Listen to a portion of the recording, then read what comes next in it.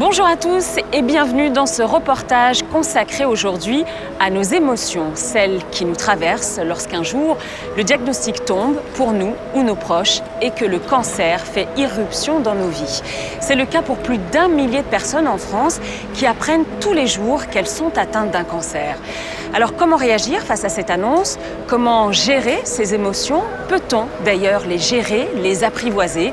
C'est ce que nous verrons en compagnie du psycho-oncologue Giacomo De Falco, avec qui nous partirons en quête d'émotions pour mieux comprendre ce qui se passe dans nos têtes.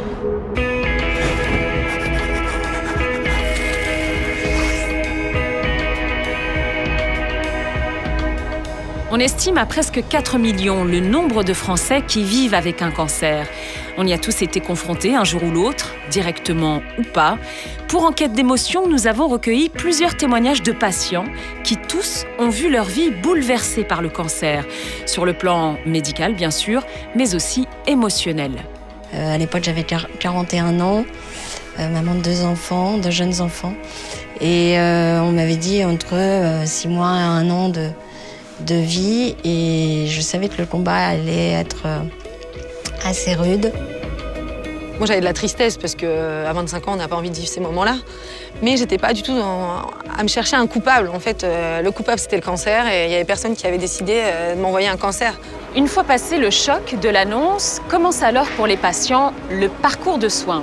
Les traitements médicamenteux d'abord, mis en place par les médecins. Les soins de support ensuite, pour faciliter le quotidien et offrir la meilleure qualité de vie possible pendant la maladie.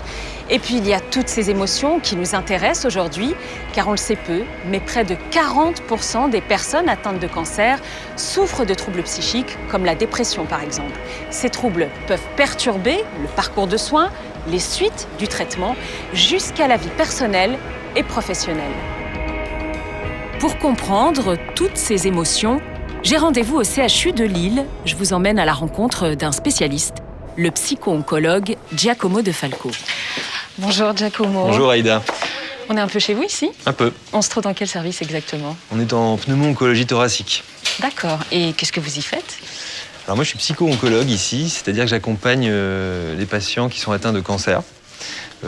C'est-à-dire que j'essaie de les aider à identifier, gérer leurs émotions tout au long de ce parcours-là, quoi.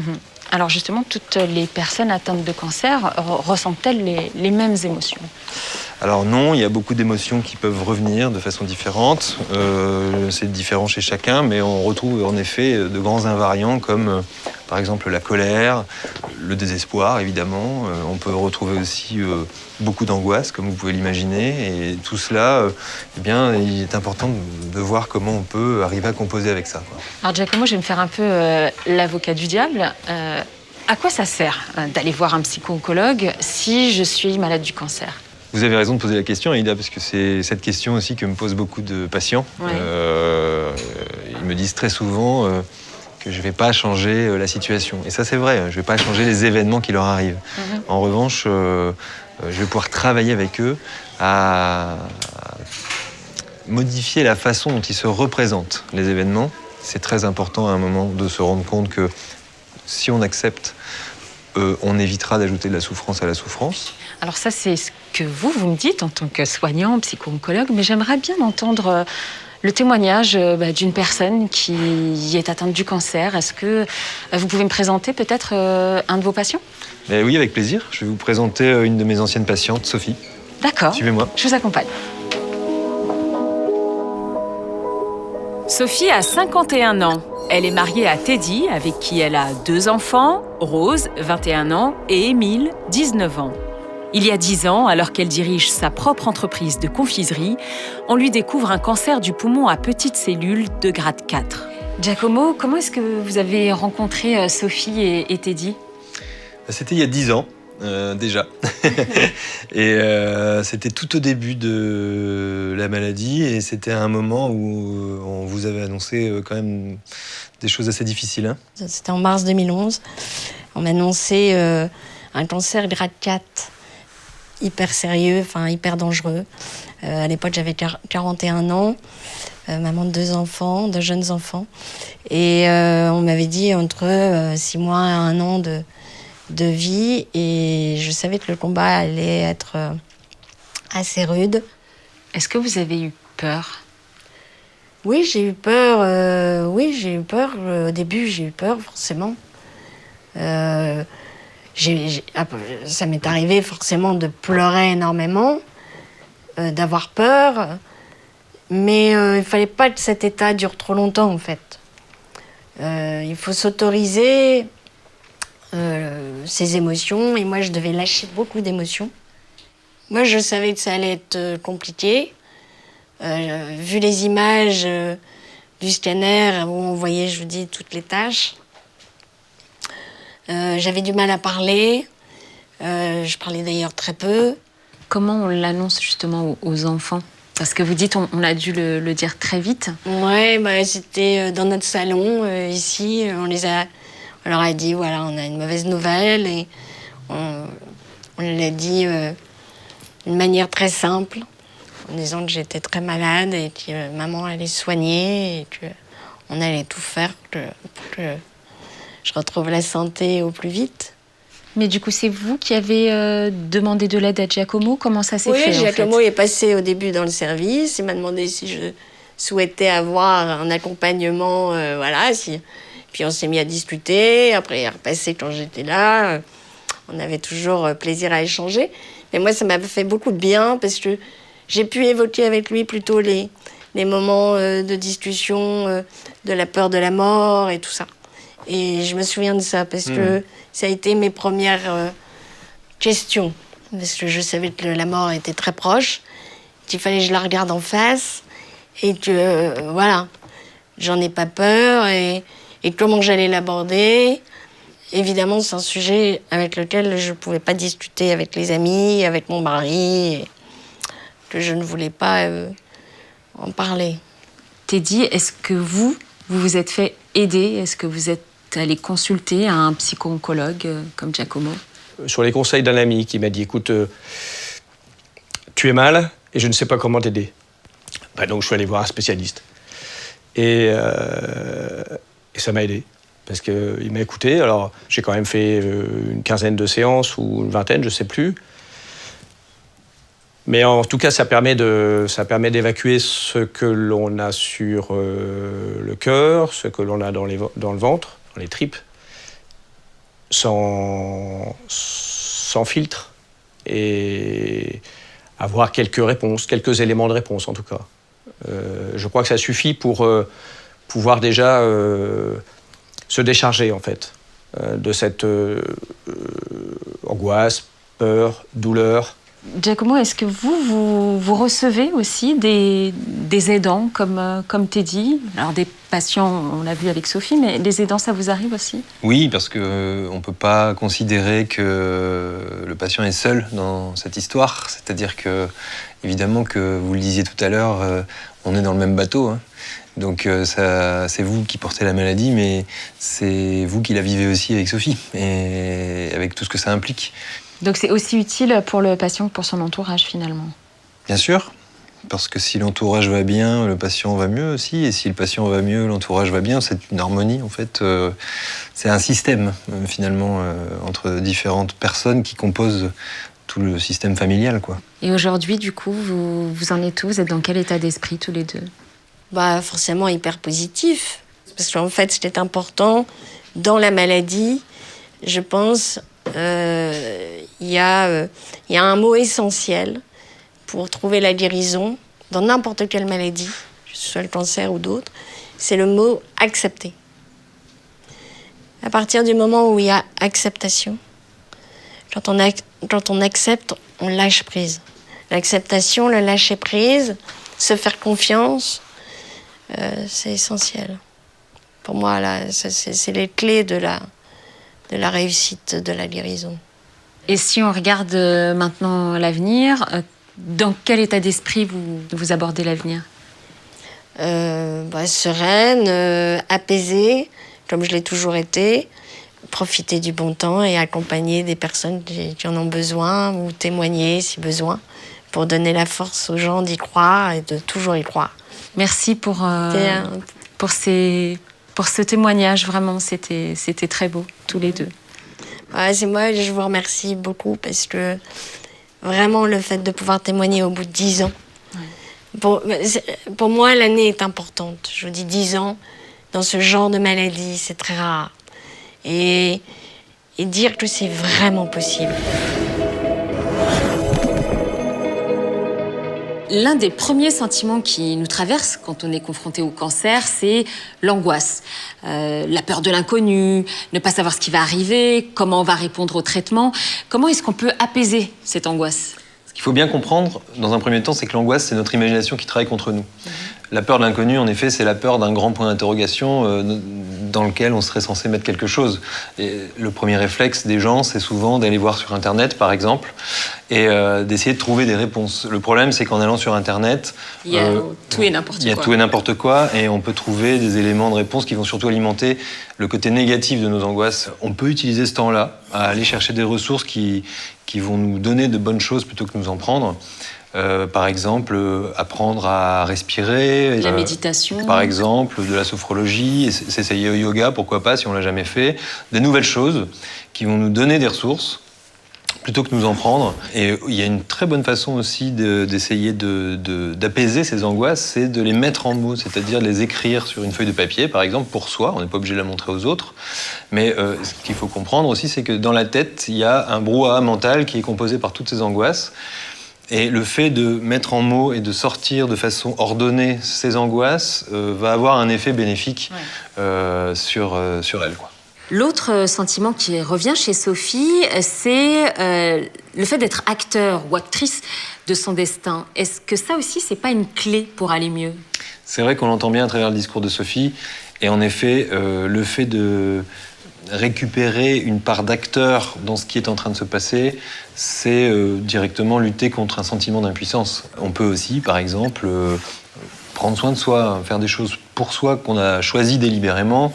On peut aussi muscler ses connaissances au sujet de la maladie, ne pas hésiter à interroger aussi le personnel soignant, les médecins au sujet de ce qu'on a, parce que ça, évidemment la connaissance a tendance à remplir ces zones d'ombre qui nous laissent parfois impuissants. Et il y a aussi une façon de faire qui est, pourquoi pas, s'installer une petite routine sympathique dans la vie, quelque chose qui revient et qui nous restitue ce sentiment de contrôle qu'on peut avoir et qu'on a peut-être perdu. Ce qu'on entend très bien aussi dans le témoignage de Sophie, c'est que très vite, elle accepte ce qui lui arrive. Mais quelle différence, dans le fond, entre accepter une situation et se résigner ? Vous avez raison, il y a une différence.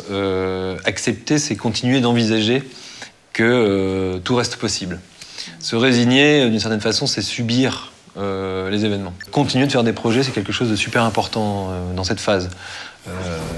Il est bon d'en parler avec le personnel soignant, par exemple, qui entendra parfaitement que c'est important de décaler une cure de chimiothérapie ou une séance de rayon pour pouvoir mener à bien ces projets. Et que c'est aussi important qu'un médicament, presque. Fonctionner par palier aussi, c'est très bien. C'est-à-dire que si on aimait marcher 10 km par jour, eh bien, je pense qu'il vaut mieux marcher 200 mètres en fonction de ce dont on est capable, plutôt que de ne plus marcher du tout. C'est vrai que les traitements, parfois, provoquent des effets secondaires. Et il est bon d'apprendre à se connaître dans ce parcours-là, parce qu'il y a des moments où, s'il y a de la fatigue, eh bien, c'est ces moments-là où il faut entre guillemets, profiter pour se poser, peut-être regarder une série qu'on n'a pas vue, s'affaler dans le canapé. Et puis quand ça va mieux, aller marcher un peu avec ses amis ou aller faire une balade en forêt et apprendre à se reconnaître et à s'écouter là-dedans. Ce qui compte, en fait, c'est de focaliser sur ce qu'on est capable de faire plutôt que sur ce qu'on n'est pas capable de faire, quoi. Giacomo, qu'est-ce qui revient le plus souvent chez les personnes atteintes de cancer ? Ce qui revient le plus souvent, c'est l'expression d'un sentiment de rupture avec la vie d'avant. Cet événement a créé un grand bouleversement chez la personne et ça a tendance à créer une sorte d'éruption émotionnelle. Mais alors pour vous, quel serait le meilleur conseil qu'on pourrait donner à une personne atteinte de cancer ? Qu'est-ce qu'on pourrait lui dire ? Je crois que c'est de savoir accepter une main tendue. Ouais. On a toujours besoin des autres. Tôt ou tard, on s'en rend compte dans notre vie, mais à ce moment-là, avec cet événement-là, il est important d'aller chercher des ressources en soi, mais aussi chez les autres.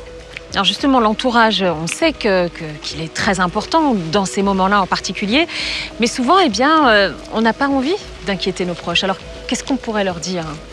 C'est vrai que ça peut se comprendre quand on aime les gens qui composent notre entourage, on n'a pas envie de les faire souffrir. Et comme cette annonce nous fait souffrir nous-mêmes, ça peut provoquer une forme de culpabilité. Ouais.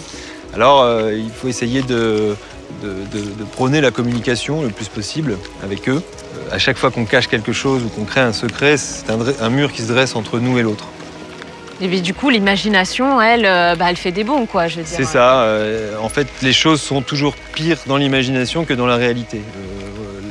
L'imagination a tendance à amplifier les événements. Et comme nous ne sommes pas dans la tête des autres, on va avoir tendance à imaginer des choses qui n'existent pas en réalité. Alors, on va continuer cette exploration de nos émotions. Je vous emmène à la rencontre de Marion. Elle est juste à côté. Ok, allons-y. On y va. Marion a 35 ans, un mari, Yann, et 2 enfants de 8 et 5 ans, Hugo et Malo. Elle travaille dans le secteur bancaire et prépare une reconversion dans la pâtisserie. Un jour, on lui annonce un cancer de grade 3. C'était il y a 10 ans. Et voilà donc Marion. Bonjour Marion. Bonjour Marion. Je suis ravie de vous rencontrer Marion. Je suis Aïda et je vous présente Giacomo De Falco, qui est psycho-oncologue. Enchantée. Merci encore de nous accorder ce moment pour nous raconter votre histoire. Et justement, cette histoire, on va en parler avec vous. Est-ce que vous pouvez nous raconter comment le cancer a fait irruption dans votre vie, Marion? Alors c'était il y a 10 ans, en 2011, l'année de mes 25 ans. J'étais en pleine forme, j'avais quelques petits signes avant-coureurs, des malaises, fièvre, etc. Donc je suis allée consulter et je ne m'attendais pas du tout à ça, mais on m'a annoncé de manière un peu violente que j'avais un cancer de grade 3, un mauvais cancer. Et comment vous avez réagi à cette annonce? Ça a été assez violent, donc j'étais pas préparée. À 25 ans, on n'est pas prête à entendre ce genre de mots. Donc ça a été difficile, pas spécialement de la colère, mais beaucoup de tristesse en fait d'entendre ce mot et de se dire que ma vie était un peu gâchée sur le moment. Donc ça a été assez difficile à encaisser. Moi j'avais de la tristesse parce qu'à 25 ans, on n'a pas envie de vivre ces moments-là. Mais j'étais pas du tout à me chercher un coupable. En fait, le coupable c'était le cancer et il y avait personne qui avait décidé de m'envoyer un cancer. Donc j'étais vraiment plus dans la tristesse et de me dire, bah voilà, maintenant il va falloir se sortir de là. Et très vite, je suis passée dans la rage de vaincre, plus que dans la tristesse. La tristesse, ça a été vraiment sur un temps très court. Et je suis très très vite passée dans l'esprit, je vais gagner. Donc vous n'étiez pas seule? Non, j'étais pas seule. Et puis moi, je suis rentrée très vite dans le combat, en fait. Je voulais montrer à mon corps que c'était moi qui commandais et pas l'inverse. Et alors la vie d'après ce traitement, ça a été quoi pour vous? Alors un enfant, Alors très vite, ça. s'est posé la question du bébé. Donc il fallait attendre que je sois en rémission. Parce que quand on a eu un cancer, on ne fait pas un bébé toute seule, on attend l'accord de son oncologue qui donne le feu vert. Et donc j'ai accouché en août 2013 d'un petit Hugo. Et puis après, il a fallu reprendre le suivi du cancer, puisque très très vite, on reprend les examens de contrôle. Il y a un suivi qui est très rapproché. D'accord. Et lors de ces examens de contrôle, ça se passe bien? Quelles sont les nouvelles? J'accouche en août 2013 et en février 2014, j'ai mon premier examen semestriel de contrôle. Et là, on m'annonce que j'ai une tumeur au niveau thoracique. Et comment vous le vivez ce moment? Alors là, il y a beaucoup de colère pour le coup, parce que moi, tout de suite, dans mon esprit de maman, je me dis, ça y est, le cancer est revenu, et puis je vais mourir, et puis je vais laisser un petit garçon orphelin, et puis on n'aurait pas dû en faire un. Et donc là, je me dis que de toute façon, il faut que j'y aille, il faut que je me fasse opérer, je ne peux pas rester avec une tumeur thoracique. Donc là, vous tournez une nouvelle page. Voilà, on se dit, c'est une nouvelle page blanche qui arrive, voilà. A priori, tout va bien. Voilà, à chaque fois, je repars vraiment en me disant, oui, bon, ok, c'était un incident, on le laisse de côté. Et donc, l'idée d'un deuxième bébé fait son apparition. Donc, on recommence, on retourne voir l'oncologue qui nous dit que c'est OK. Et pareil, je suis enceinte très rapidement de mon petit deuxième, Malo. J'accouche le 10 juin 2016 d'un petit bébé en pleine forme. Et le 11 juillet 2016, je vais voir mon oncologue pour faire mon contrôle post-accouchement. Et je lui explique qu'en fait, j'ai senti une petite boule dans mon cou. Et que pendant qu'elle me fait l'écho de la thyroïde, j'aimerais bien qu'elle monte voir ce qui se passe dans mon cou. Et là, c'est la douche froide, puisque j'ai 30 ans le 20 juillet 2016, donc on est 9 jours juste avant, j'ai un bébé d'1 mois. Et elle me dit tout de suite qu'en fait, c'est pas une petite boule, un petit ganglion, c'est une tumeur. Donc voilà, je reprends le terme tumeur. En fait, c'est important aussi. Dans l'esprit du patient, tumeur, c'est tu meurs. Et quand on vous dit ça plusieurs fois, à force de vous le répéter, vous vous dites oui, une tumeur, tu vas mourir. Mais là, du coup, vous venez d'accoucher, votre bébé il a 1 mois. Ouais, mais encore une fois, je me dis que mes enfants n'ont rien demandé en fait. Moi, ils doivent avoir la vie de 2 petits garçons, tout à fait lambda. Et ça, c'est vraiment un leitmotiv chez moi. Je veux que ce soit ma priorité en fait. Donc, à cette époque-là, on m'annonce que j'ai un cancer. Je ne vais pas vous dire que je sors du cabinet de mon oncologue en sautant de joie. Mais par contre, je me donne une journée pour pleurer, c'est un mardi. Mes enfants sont à l'école et à la crèche. Et le soir, quand je les récupère à 18h, il faut que la vie reprenne. Est-ce que ça veut dire qu'on craque pas, qu'il n'y a pas des moments justement où on est finalement humaine et puis parfois on passe par des moments moins simples? On craque, mais le soir, quand ils sont couchés, tous les soirs, pendant 3 ans, je vais pleurer tous les soirs devant leur lit quand je vais les embrasser et qu'ils dorment. Parce que dans mon esprit, je me demande si le lendemain matin, je serai encore là. Mais pourquoi? Je me disais que le fait d'être malade, ils vivaient des choses qu'ils n'auraient jamais à vivre. Et au bout d'un moment, je me suis rendu compte que je n'arriverais pas à résoudre cette énigme toute seule, cette équation. Donc j'ai accepté d'être suivie. Ça vous a aidé?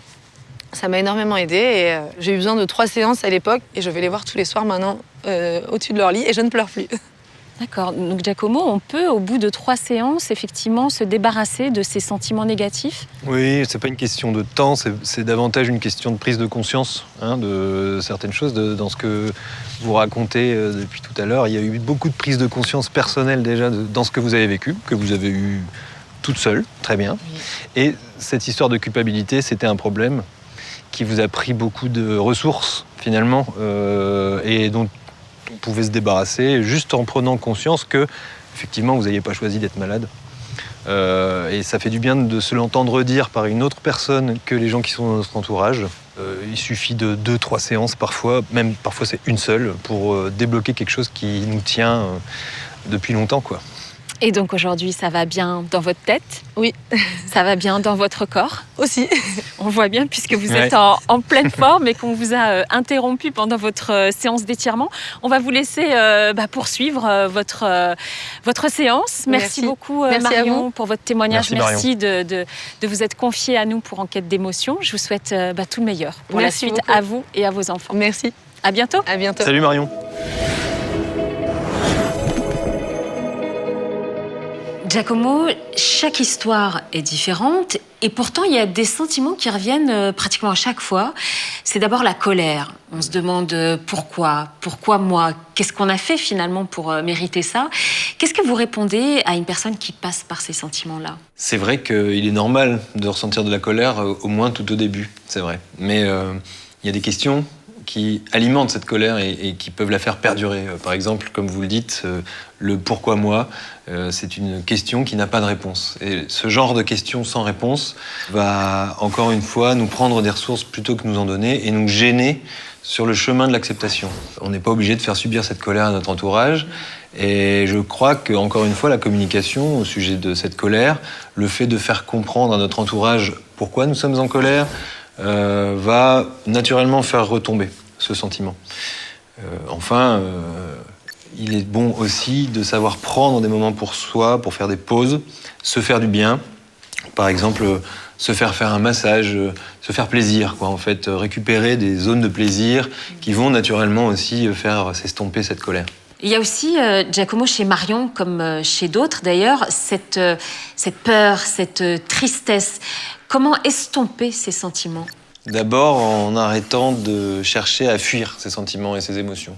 S'autoriser à pleurer, par exemple, c'est une façon de laisser un peu de sa tristesse sur le bord du chemin et de continuer à avancer vers l'acceptation. Peut-être qu'on peut avoir besoin de se faire aider par un professionnel, qui pourra d'ailleurs nous aider à remplacer ces pensées négatives, celles qui nous font mal, par d'autres pensées qui, elles, nous mettent en mouvement et nous font du bien. Et puis, il y a une façon de mettre son cerveau aussi en mouvement et de lui permettre de nous délivrer les hormones dont on a besoin, qui ont des vertus, par exemple, antidépressives, l'activité physique, se nourrir, bien manger, un bon petit plat, faire des choses qui nous offrent de la satisfaction, tout ça, ça compte beaucoup. Marion s'est beaucoup confiée aussi sur cette espèce de culpabilité qu'elle pouvait ressentir, notamment vis-à-vis de sa famille. Alors, Comment est-ce qu'on peut lutter contre cette émotion qui nous fait du mal finalement ? C'est vrai que la culpabilité, c'est un sentiment qui est tout à fait normal. On peut comprendre qu'une personne qui souffre de sa situation a peur que son entourage souffre également de la situation. Ouais. Mais on n'a pas choisi d'être malade. C'est clair. Il faut bien comprendre aussi, c'est que cette culpabilité peut profondément parasiter les relations qu'on a avec cet entourage qui ne nous tient pas responsables de ce qui nous arrive. Merci Giacomo de nous avoir accompagnés tout au long de ce reportage et merci aussi de nous avoir éclairés sur toutes ces émotions à la fois normales et complexes qui nous traversent lorsqu'on est confronté au cancer. Je vous souhaite une bonne continuation. Merci Aïda et je vous dis à bientôt. Avec plaisir. Au revoir. J'espère qu'on vous aura aidé à avancer dans votre parcours et à faire face à cette épreuve. N'hésitez pas à vous faire accompagner par un professionnel à chaque fois que vous en ressentez le besoin.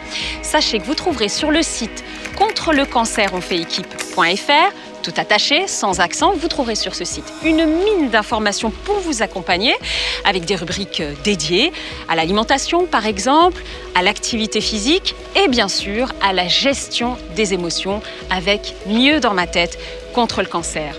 Un grand merci à vous de nous avoir suivis. Je vous souhaite une excellente journée et surtout, portez-vous bien.